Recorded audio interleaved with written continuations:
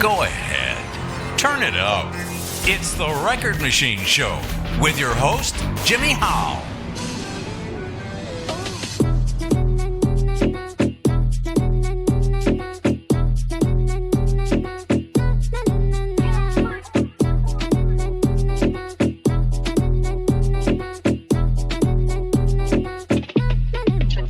Little and rich flow tight like stitch. More money soon come me and miggle each car. Broke lifestyle full of problem like oh my gosh. If I know one thing my tigger is another. Broke life was a da angina. Can't make one too bad when I'm money me a study. Now go give up even if water muddy. Me no want fear fret, me no want fear worry. No want no negativity in my money. When me a build up my money. When me a build up my money. When me a build up my money. When me a build up my money. When me a build up my money. When me a build up my money. When me a build up my money. When me a build up my money. Them say me hype to me have a very high standard. But you know Marcy Chin don't really care dog. Me a one get a girl where fi live like star. Now drop my thing for please nobody bro. Like what? On a dumb? Me want enough money while me young. Man I ramp with my money magic. Bad girl practice good money habit. Back and forth, forth, back and back and forth, forth, forth, back and forth, forth, back and back and forth, forth. When me a build up my money. When me a build up my money. When me a build up my money. When me a build up my money. When me a build up my money. When me a build up my money. When me a build up my money. When me a build up my money.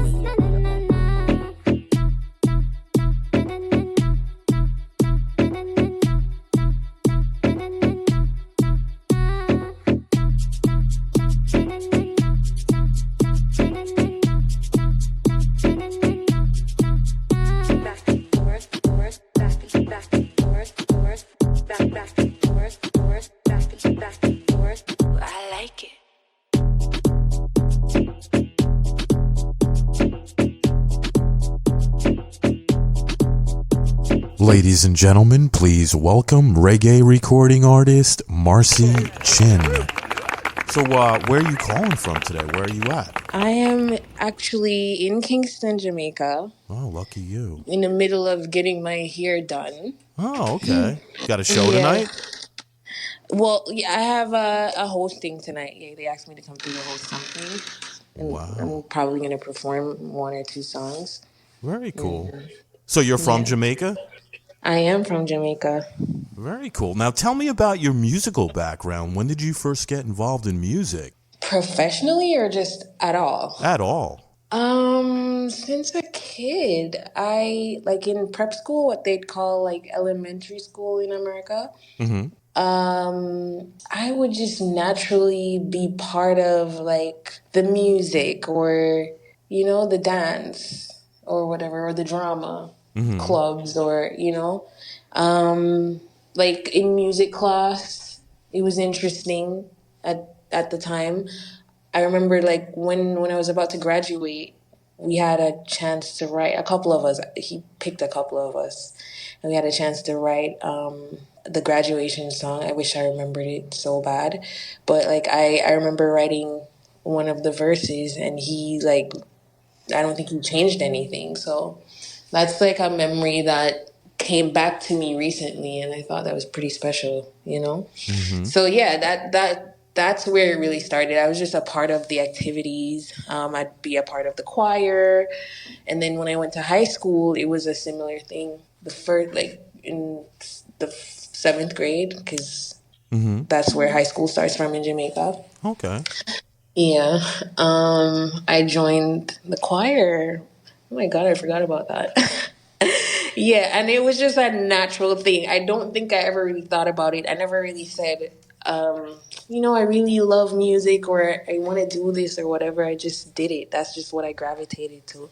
Whenever I would spend time alone, I'd be writing songs, you know? A lot of the times I'm inside and the kids are outside. I'm just inside listening to music and making my own version of a song or something. Nice. Now, who were some of your biggest musical influences and how have they shaped your style, would you say? Wow. Oh, it's a lot actually, but like off the top and like more current. So off the top for dancehall, it'd be Patra, Lady Patra, right? I don't know if you're probably familiar with that name. That'd be like one of the first superstars in dancehall. Yeah, I loved her sound and her style just really stood out to me. So I'd always try to mimic the way she would DJ. So like DJ would be like what Americans would call rap or toasting on a mic.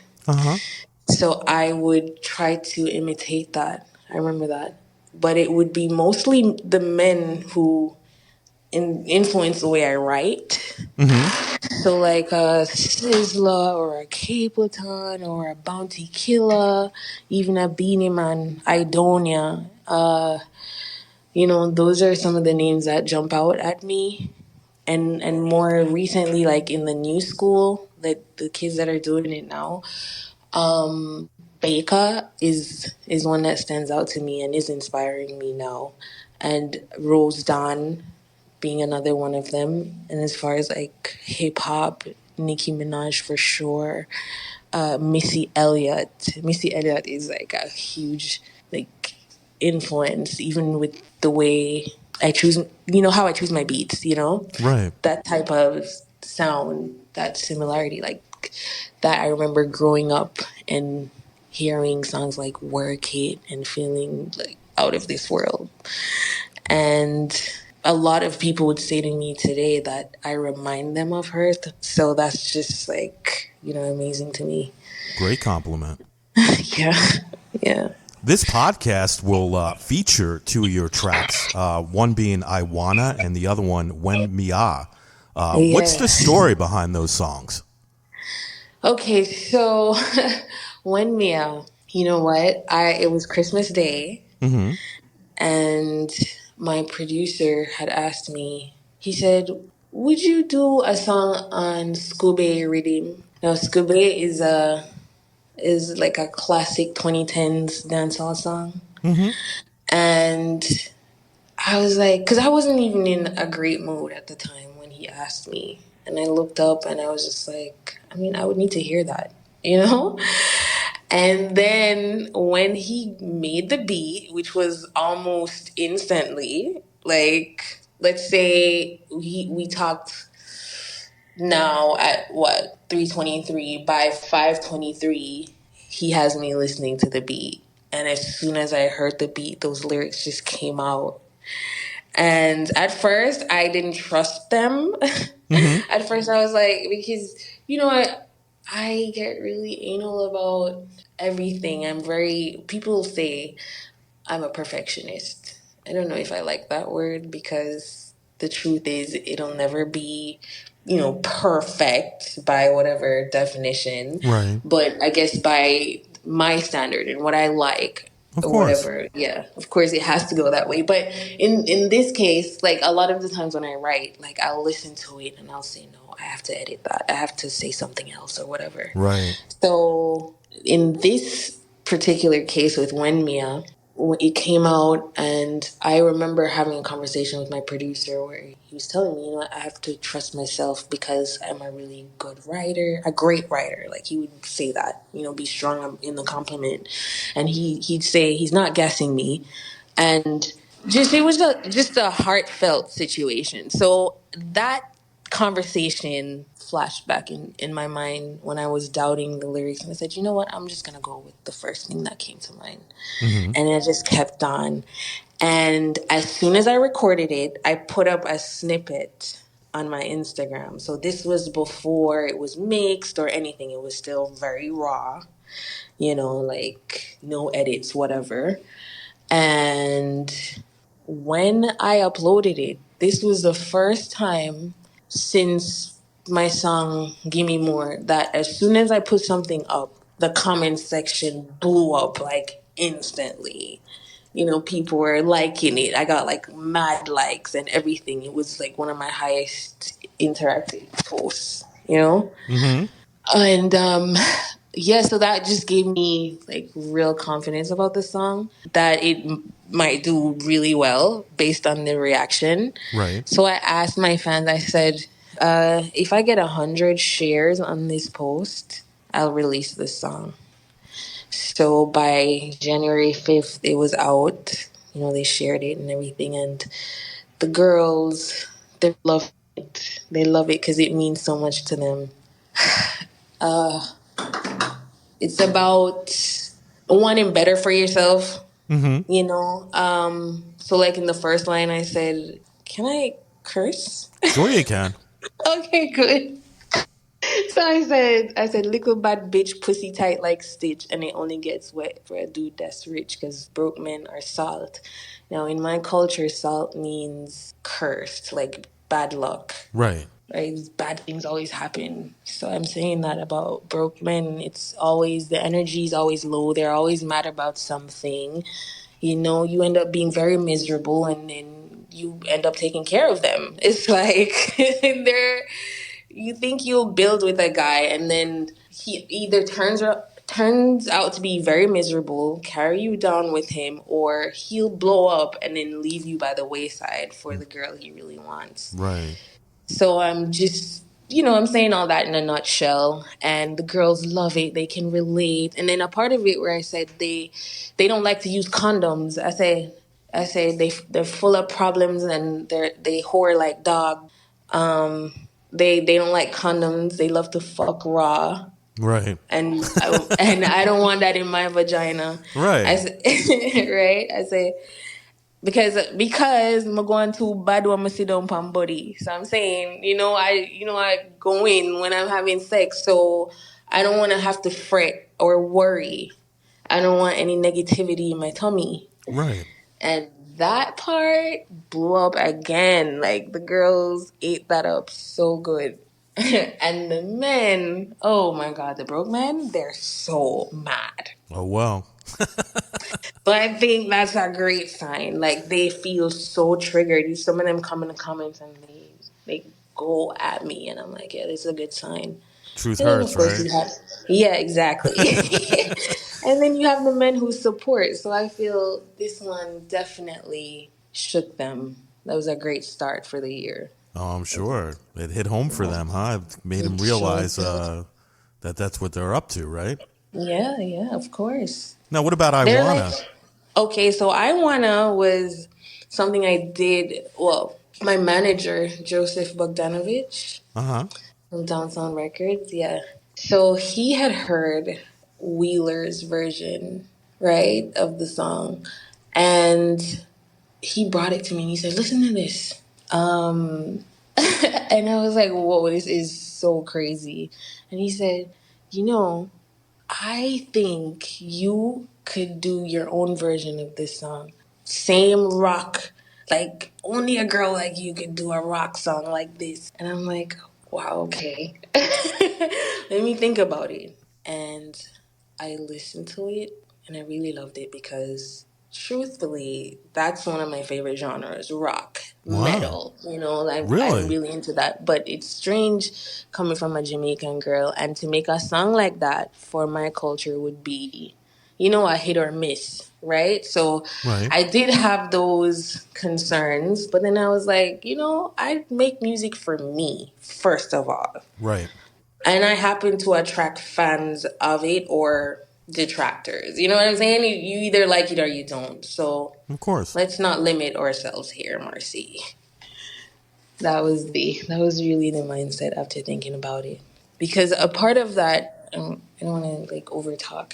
I'm sorry, but I'd been coming from just thinking about where I'm at in my career and what I really wanted to achieve this year. So I really wanted to have a really great moment in music. And so that was the main reason for doubting it at any point that I did. I was like, okay, I love this idea, but I really want to do something that will make people love it, whether they're into rock or not. Right. Right? So I thought about it. How would I spin this? And I was like, oh my God, it's perfect. He's talking about fucking girls and like he's a man. Uh-huh. And I'm like, wait a second, sir. First of all, the woman runs the show. always will. It'll always be like that. Sex is not something that happens to us. You have sex with us, and we're the ones that's giving you that opportunity. You're the one that feels like, okay, you're the man, Right. because you're getting some of us, right? Right, of So I'm course. like, right. So I'm like, first of all, sir, you're bragging because he's like, he was born to fuck and how he came out of his mother's pussy with his dick in his hand. And I'm like, okay, first of all, you're standing over there with your dick in your hand. And like, I want to call your mother because this is sad. Exactly. Like, yeah, like, hey, Mr. Walker, I think Junior left the rest of his dick inside you, ma'am. Yeah, that's how the first couple of lyrics translates. And yeah, I started having fun with that. And Joseph loved it so much, which was important for me because he's from that world. And he could tell me, like, first of all, I didn't want anybody to feel like the people who are rock fans, because people who are genuine fans of things, you could spot a fake, or you're like, okay, this is garbage because this doesn't sound real or whatever. I didn't want to sound like I was trying to sound like a rocker. I wanted it to sound like me being me, but on a rock beat, and it just worked. Right. You know? Yeah. So I feel like a lot of the times we could overthink ourselves into, making something in a different genre and just like try to be that rather than just being ourselves and just connecting with it. And I feel like that's what I did with that track. Yeah, and it came out Did I great too, cover by the way. everything? Oh, thank you. Yeah, I'm getting ready to ask you. I enjoyed that track. I enjoyed the other one as well. Now, Yeah. let's talk about songwriting. How do you go about composing a new song? What comes first for you, the melody or the lyrics? Interesting. Just had a little debate with my producer about that too. So for me, it's the lyrics, right? If I know what I want to say, then everything else just flows for me. Sometimes, so even, there are times when I'd listen to a beat and then I'll hum a melody or whatever. But then the most important thing to me is my lyrics. So when I find a lyric and I feel like it doesn't work with that melody or whatever, I'm like, all right, let me just finish this thought. So I write it like I'm writing a poem or a short story sometimes, or I write it like an actual rap. And then I translate it to dancehall or patois, my dialect. So it's not like a set process, but definitely lyrics. Nice. Now, what tools or instruments are essential in your songwriting, would you say? I need to have my marijuana. Nice. Yeah, yeah. And sometimes red wine is important. Other times, not really. I'm not really a drinker per se, but I love me some red wine. And when I'm especially not feeling very motivated or my mood is just kind of being a hindrance, red wine does the trick for me. So that, my phone, because I write in my notepad, even though sometimes I go for traditional pen and book, but I'll have my phone because I sometimes need to browse social media while I'm writing. Sometimes I find my lyrics there. Like I'll see what's happening and I'm like, yeah, I'm putting that in there. Like, what's going on here? I'll go through comment sections. I'll go through Twitter. I'll just, see something. Because I'll write like the perfect thought in 2 bars. And then I'll say, no, the next line has to hit. And a lot of the times that means I need to connect here. I need them to feel like they can relate to this. I say I write for myself, but still it's for me as well. We all need to connect with this line. And that's really something I'm intentional about. So my phone And even though social media can be a distraction, it definitely is a tool. So I have that close by. My rhyme dictionary, if I need, or I'll just go to rhymezone.com. But yeah, sometimes that helps too. And it needs to be quiet. I don't want people around. I can't have that. Yeah, that makes sense. You don't want anybody Yeah, breaking your concentration, right? I don't. Now, do you have any shows coming up that you want to talk about? Yes, I have a school tour thing coming up. There's a TV station out here Okay. called The Release. Well, a program called The Release, JA. They have a school tour that they're doing, and they just added me to that, so that's good. That's great, actually. I have something coming up in April. It's called Wet Dreams. Mm-hmm. So, and I'm the headlining artist, which is, oh my God, what does that even mean? So, like, yeah, I'm the main act. That's just a big deal for me. Mm-hmm. So that's on the 6th of April, happening in Portmore, Jamaica. And then I have something happening in Canada, well, Atlanta first, April 20th. Yeah, Marco Polo. So that's also big because I'll be amongst big names like Spice and Byron Messia. These are people who, are big. So You said being, Atlanta, Georgia? yeah, Atlanta, Georgia. Oh, very Yeah. cool. Yeah, yeah, and it's the in the dancehall world, but those names Uh-huh. to be amongst those, that's a big look for me, right? So that's big. And then in Canada, it'll be my first time in Canada too. Wow. So you're getting around. I'll also be headlining that too. That'll be Marcy Chin, the main act, and then others. So I'm saying that because this is a first for me, and that's exciting. Sounds exciting. Now, you've performed in a lot of places. Is there any particular country or venue or city that's most memorable for you to perform in? Oh, yes, Chile. I performed in Chile in 2015. Uh-huh. Oh my God, that was big. Like, I opened for War 21, but the way they treated me there and the way they received my music, reacted to it, Uh-huh. I I remember looking behind me when I came out on stage and I said, Chile! And the reaction. I turned around to see if Rihanna walked out behind me or somebody came. Like, who is walking out on my set right now? Like, I wasn't sure. And I almost burst into tears when I saw that. Because, You people know me? They knew me. I had a song called The Bounce. Uh-huh. Was big out there, and I had no idea. So I just all of that just being a guest on someone else's tour. You That, know, yeah. that's amazing. Now, is there a specific song that always gets the crowd, really pumped up when you do a show out of your catalog? What's that one song that really gets the crowd going? Currently, it's called Gimme More. Nice. Yeah. But there's another that's doing the trick now. It's called Shake, featuring this guy from Trinidad who's blowing up in Trinidad right now. His name is Young Brother. That song is so popular amongst the kids here.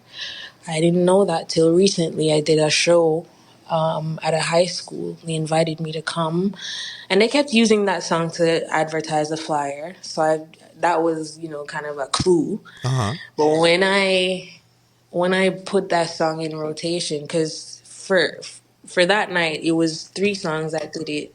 It was the new song When Mia, because that's gone viral on TikTok right now, so all the kids know it now, and the Shake song and Gimme More. But the way they reacted to Shake actually blew my mind. So I'd say Gimme More for now, because yeah, I've seen them go crazy. I can't even sing that by myself now. I have to just put the mic to the crowd.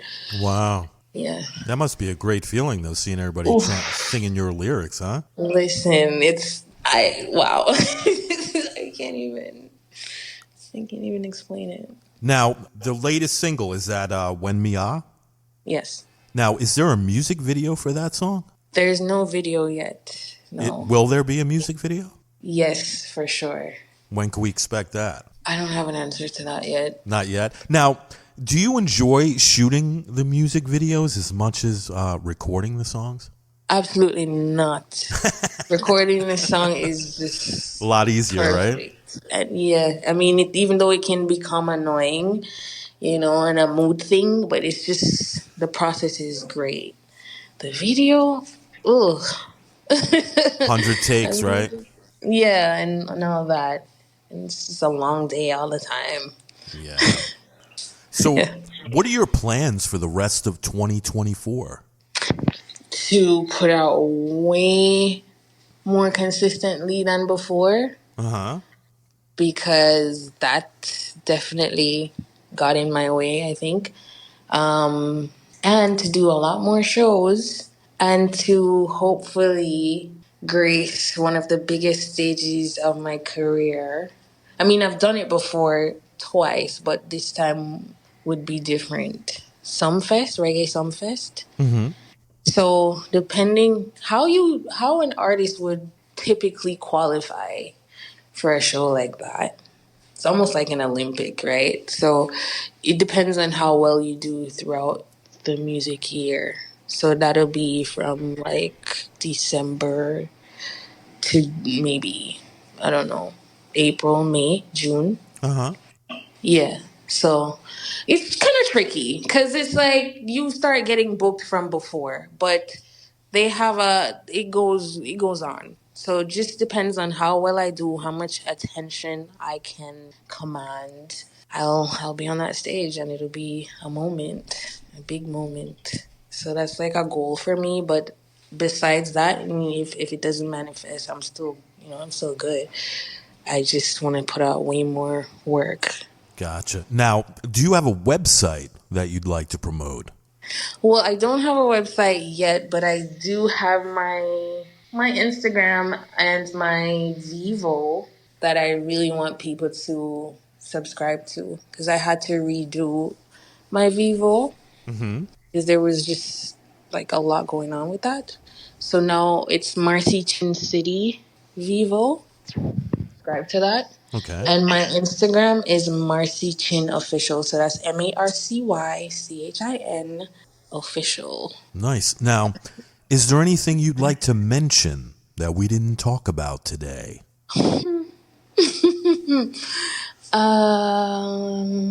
So we talked about I Wanna, which everyone should definitely check out because I'm so excited about that. And oh my god, it charted number 4 recently. Congrats. I don't remember where. Oh my god, but yes, thank you.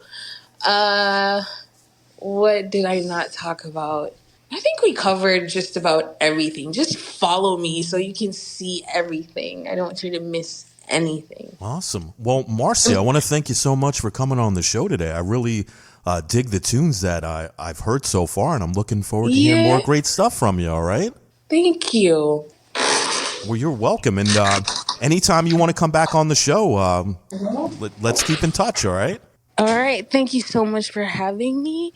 You're It was welcome. a pleasure talking to you, Jimmy. All right. You take care and have a great day, all right? All right. You too. Thank you.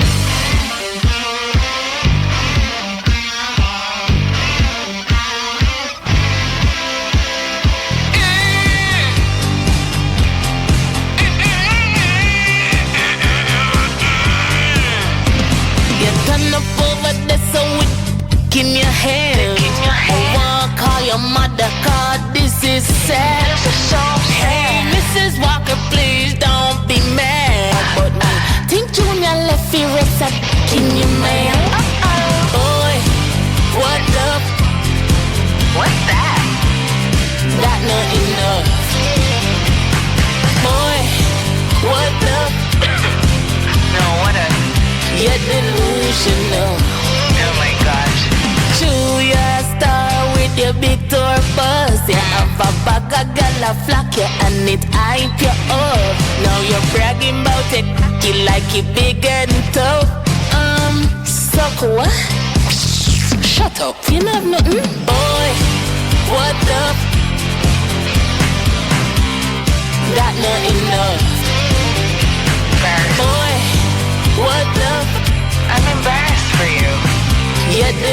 delusional.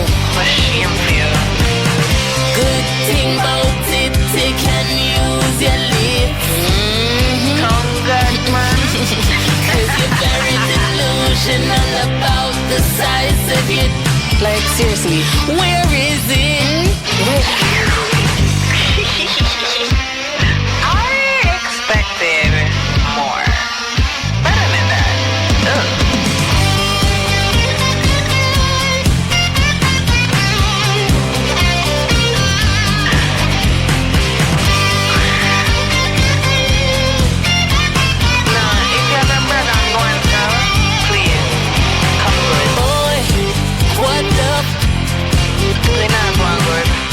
Got not enough. Flop, flop, flop. Boy, what the? You're delusional. If I spread my, yeah, go eat it up. Boy, what the? That not enough.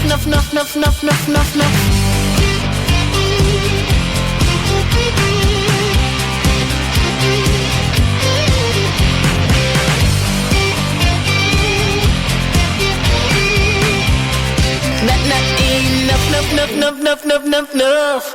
Ain't that? That's it.